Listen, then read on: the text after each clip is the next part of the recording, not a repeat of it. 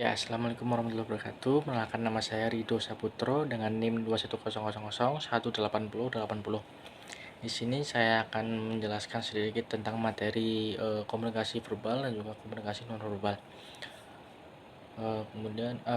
Untuk yang pertama, komunikasi verbal ini adalah salah satu bentuk komunikasi yang menggunakan lisan maupun tulisan dalam bentuk penyampaiannya.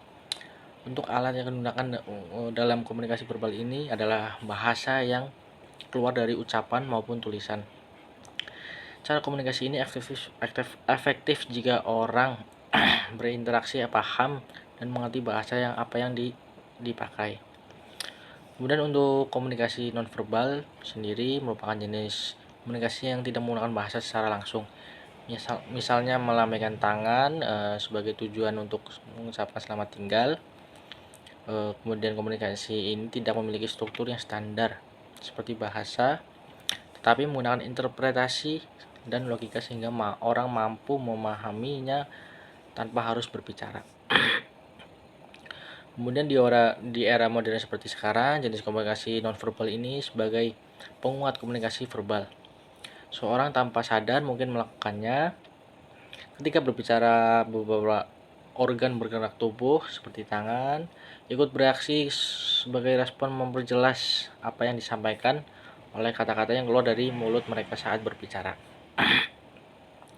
Kemudian surat merupakan contoh komunikasi verbal tertulis yang paling tua.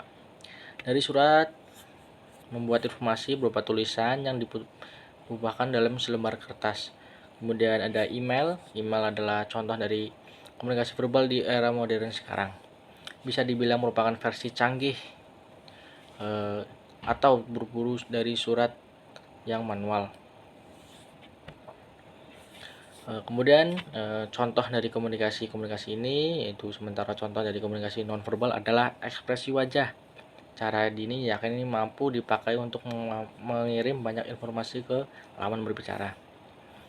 Kemudian seperti ekspresi penasaran akan muncul ketika tertarik dengan lawan berbicara. Misalnya tersenyum.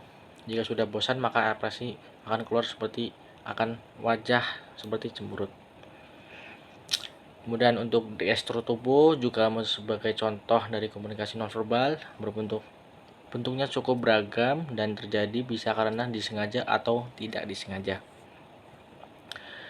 Kemudian untuk secara garis besar dari komunikasi verbal dan juga nonverbal, ini perbedaannya ada pada komunikasi verbal yang digunakan untuk menyampaikan isi pesan tertentu secara jelas, sedangkan komunikasi nonverbal digunakan untuk menyampaikan emosi, sikap, dan juga niat pemberi pesan tersebut, melibatkan penggunaan kata-kata lisan ataupun tertulis untuk menyampaikan informasi dan juga pesan.